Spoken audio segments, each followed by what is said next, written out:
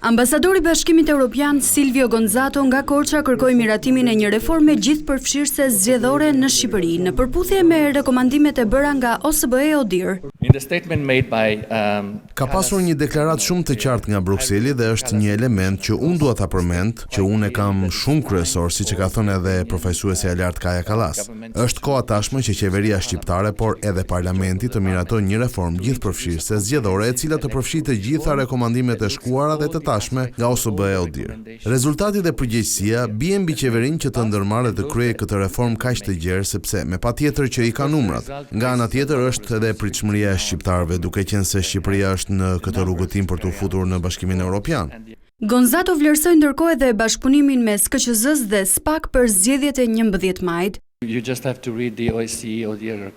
lidhje me atë çfarë patëm, kemi një raport të OSBE ODIHR-it i cili pasqyron se si kanë qenë këto zgjedhje, ndërkohë që i ka njohur me standardet. Ndërkohë që përmenden edhe çështje si përdorimi i burimeve publike, por administrimi i zgjedhjeve është përgëzuar nga raporti OSBE ODIHR. Dhe po e theksoj që kjo është diçka e cila duhet trajtuar nëpërmjet një reforme gjithëpërfshirëse në të ardhmen.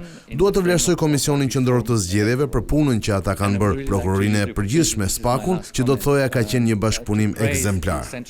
Përsa i përket qëndrimit të opozitës për mosnjohjen e zgjedhjeve dhe pretendimeve për vjedhje masive të votave, diplomati BE-s tha: